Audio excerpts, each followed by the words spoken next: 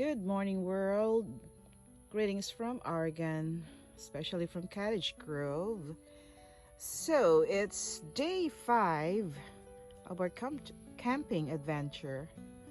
Anyway, for this morning, we have pancakes Yay! and Venus sausage for breakfast or brunch because I think we'll not be eating lunch anymore because it's near Almost lunchtime anyway, yeah. almost lunchtime. It's almost So 11 o'clock. we don't follow the schedule. We just go where the flow is. That's how living and communing with nature is. Yeah. You know. So, what can you say, honey? I'm saying that we had an adventure yesterday. We went all around the lake and looking for a likely spot to fish, and it's hard to find a place from the bank. So we just wound up trying to do a little fishing here at the campsite, and it wasn't a great spot. I didn't think we'd catch anything, but we saw the great blue heron. That was cool, wasn't it? Oh yeah. And you got video of it. Yeah. For a while I thought it's a driftwood because it's not moving. I guess it's not moving because he's trying to catch a fish. Yeah. I guess that's what he's doing. And then I zoom my iPhone camera, and that's where I see boomens. So, oh my, it's a bird. It's Yep. not a driftwood. He didn't do any better fishing than we did, though, as far as I can see. So he Yeah. flew away after a while. I actually caught him like dive into the water, like his beak went down to the water, but when he came up, nothing on his beak, and then I guess he decided that, oh, there's no fish here, so he flew away. Yeah. We flew away shortly thereafter, too. So we didn't have any dinner because we weren't able to catch a fish. Oh, we had dinner. You cooked our dinner. You know that. Don't tell them that. No, we didn't have fish for dinner. We only have noodles for dinner. We didn't have fish. We had noodles, but they were good noodles because Rose cooked them. Well, anyway, I don't know what's in store for today because it's going to get very hot late in the afternoon. Okay, I thought I would do a little video with a few lessons learned on our first shakedown camping trip. The first thing I wanted to show you is our solar setup here. Now this little thing is only about $50 or so on Amazon. And I got it solely because it comes with this nifty 18-watt solar panel, and it has a USB port where it can charge USB things. My plan was to keep the power banks for our phones, they're each about 20,000 milliamp hours, charged up with this, and set it up every day in the sunshine so it would have the capacity to do that. What happened was the USB port blew out on 2 of them. This is the second one, and while we were out here, I figured the first one was probably all just a fluke. I didn't have time to do anything else, so I just ordered another one from Amazon, and lo and behold, it blew out too. So what did I do? Well, it turns out that the solar panel that came with it is a perfectly good 18-watt solar panel, and it works just fine. The only problem was it has a proprietary plug on the end of it that plugs in with that 2-prong plug-in right there you see above the USB port. Now, I'm not exactly a electronics whiz, but I remember when I was 10, 11, 12 years old, I did lots of stuff with electric motors and so forth with my Hot Wheels cars and stuff that involved stripping wires and splicing them together. So I figured it's already broken, I can't much hurt it. So I got out my trusty camping knife, and I spliced one of these mini USB ports, or USB plugs, whatever you call them, the kinds of things that you charge almost everything except iPhones with. I spliced it to the end of the cable that comes out of the solar panel. Now, I had no idea if this would work at all or if it would blow up my power bank for the phones. But what happened was when I plugged it in, it charged the power banks just fine. And in this bright light, I hope you can see that the power bank is charging just fine. Now I've got two of these, one for Rose and one for me.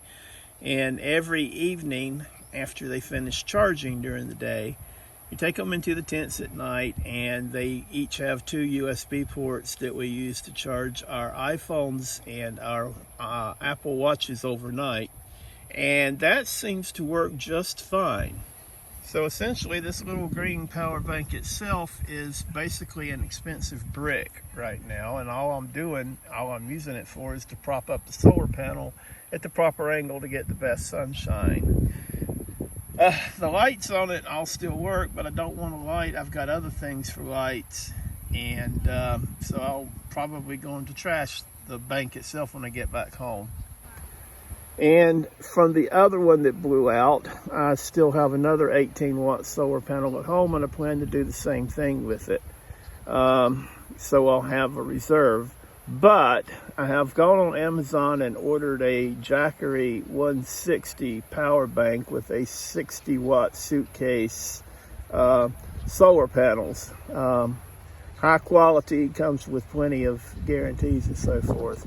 So I think that'll have the capacity to charge pretty much everything we want to, as long as we have sunlight on the camping trips. And we don't plan to go camping when the forecast is for bad weather, so we should be okay in that department. Another thing that we thought we would try is a potty tent, shower tent.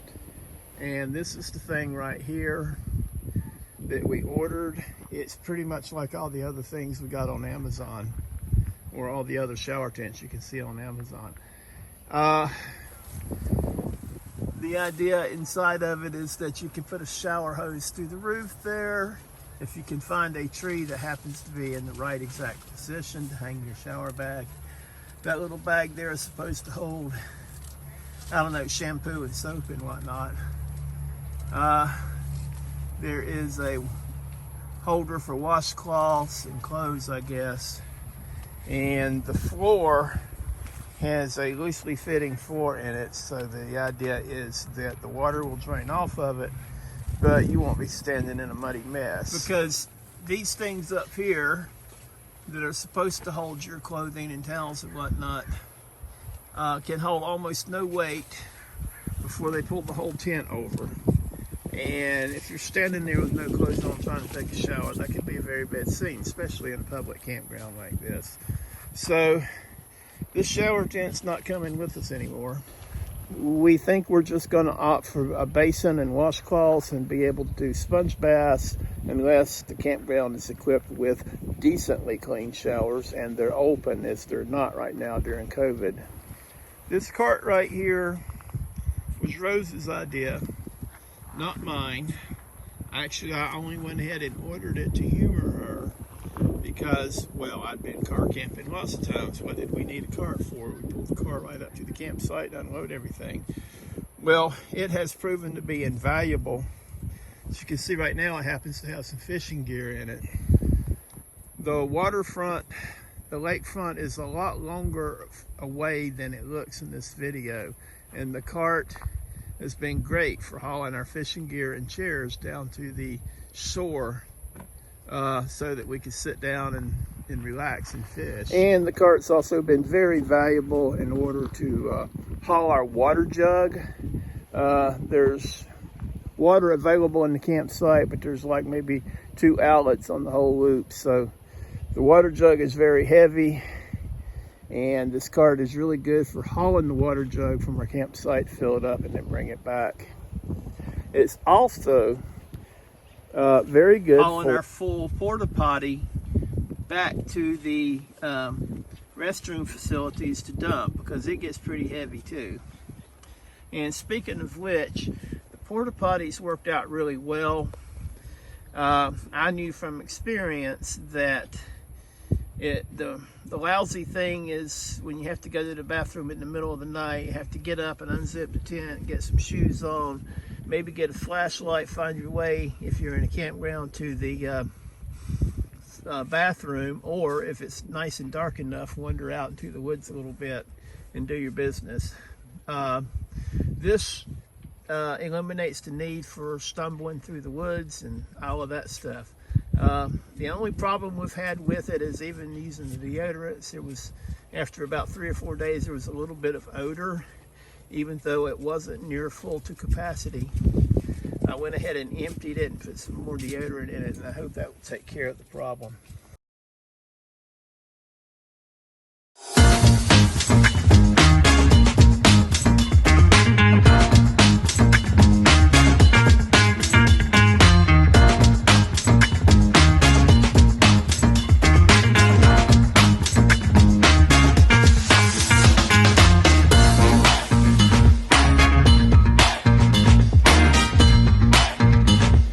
We thought this queen size Coleman cot with an air mattress would be the way to go, but we found out on the first night that the air mattress, which is over there lying on the ground and has made itself useful as a water floaty when we want to go play in the water.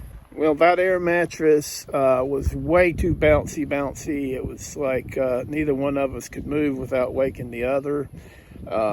And it also seemed to lose air during the night. So we basically took it off of this queen size cot and replaced it with a foam mattress topper. Since doing that, we've been able to sleep much better, and it's been quite comfortable. It's a little bit of a firm bed, but its mattress topper makes it very soft. The big deal about the queen size bed, though, is that it takes up, as you can see, a lot of space in this tent. We have already decided to opt for 2 single Coleman cots. We already have one, and we ordered another one just like it. So on our next trip, the plan is to put 2 cots in the tent, one on this side and one on that side. And we'll have the whole middle where you can stand up straight with no problem in order to be able to dress and change clothes and do things like that.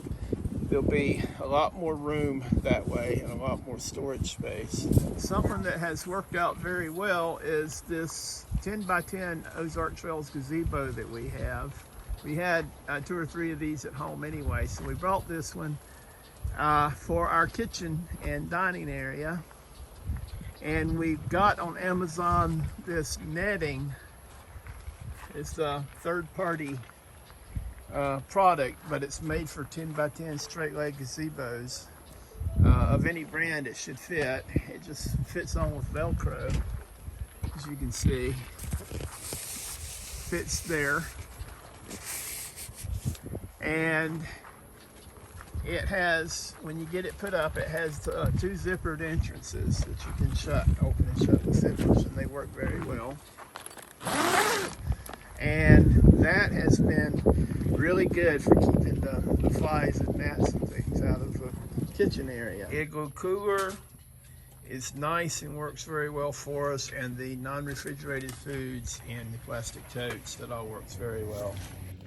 The last thing I wanted to mention for this video is this little deal here. My daughter got it for me for my birthday back in March. It can be strapped on your belt to carry it around. Looks like you're carrying a weapon, a gun of some sort, but you're not. You open it up and you have this little gadget here inside. On this side you have a hammer, which I found extremely useful for pounding in tent stakes.